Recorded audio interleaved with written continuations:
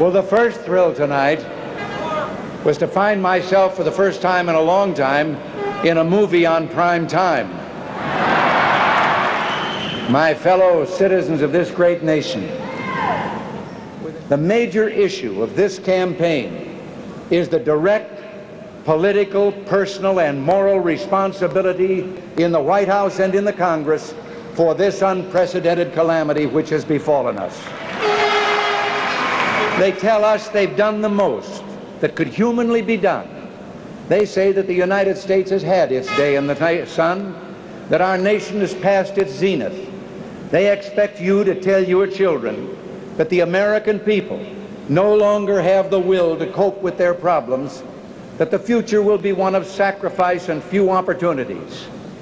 My fellow citizens, I utterly reject that view. The American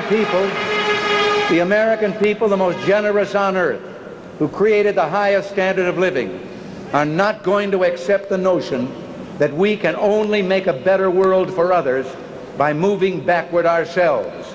And those who believe we can have no business leading this nation. I will not stand by and watch this great country destroy itself under mediocre leadership that drifts from one crisis to the next, eroding our national will and purpose. We have come together here because the American people deserve better from those to whom they entrust our nation's highest offices. And we stand united. We stand united in our resolve to do something about it. We need a rebirth of the American tradition of leadership at every level of government and in private life as well. The United States of America is unique in world history because it has a genius for leaders, many leaders on many levels. This president said, "Trust me," and a lot of people did. And now many of those people are out of work. Many have seen their savings eaten away by inflation. Many others on fixed incomes, especially the elderly, have watched helplessly as the cruel tax of inflation wasted away their purchasing power. Trust me government asks that we concentrate our hopes and dreams on one man, that we trust him to do what's best for us. Well, my view of government places trust not in one person or one party, but in those values that transcend persons and parties. The trust is where it belongs, in the people. The responsibility to live up to that trust is where it belongs, in their elected leaders. That kind of relationship between the people and their elected leaders is a special kind of compact. 360 years ago in 1620, a group of families dared to cross a mighty ocean to build a future for themselves in a new world.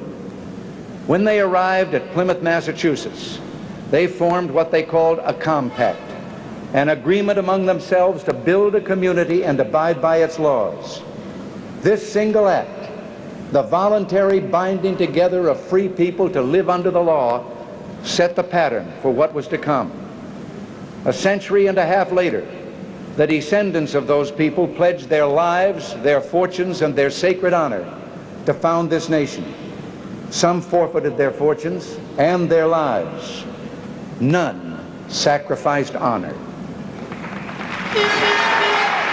87 years later, Abraham Lincoln called upon the people of all America to renew their dedication and their commitment to a government of, for, and by the people.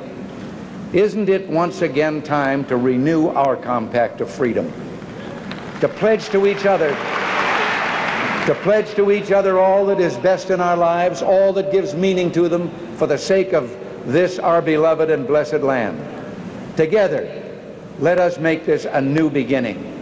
I pledge to you to restore to the federal government the capacity to do the people's work without dominating their lives. I pledge to you a government that will not only work well, but wisely. Its ability to act tempered by prudence, and its willingness to do good, balanced by the knowledge that government is never more dangerous than when our desire to have it help us blinds us to its great power to harm us. You know, the first Republican president once said, "While the people retain their virtue and their vigilance, no administration by any extreme of wickedness or folly can seriously injure the government in the short space of 4 years." If Mr. Lincoln could see what's happened in the last 3.5 years, he might hedge a little on that statement. But with the virtues that are our legacy as a free people, and with the vigilance that sustains liberty, we still have time to use our renewed compact to overcome the injuries that have been done to America these past 3.5 years. First, we must overcome something the present administration has cooked up, a new and altogether indigestible economic stew. One part inflation, one part high unemployment, one part recession, one part runaway taxes, one part deficit spending.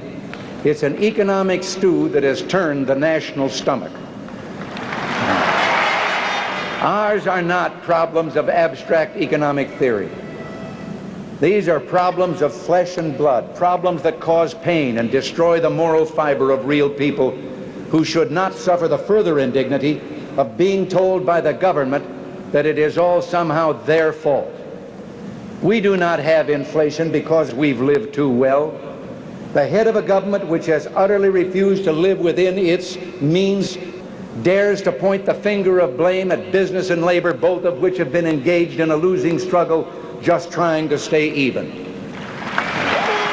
High taxes, we are told, are somehow good for us, as if when government spends our money it isn't inflationary, but when we spend it, it is. Our problems are both acute and chronic, yet all we hear from those in positions of leadership are the same tired proposals for more government tinkering, more meddling and more control, all of which led us to this sorry state in the first place. Can anyone look at the record of this administration and say, well done? Can anyone compare the state of our economy when the present administration took office with where we are today and say, keep up the good work?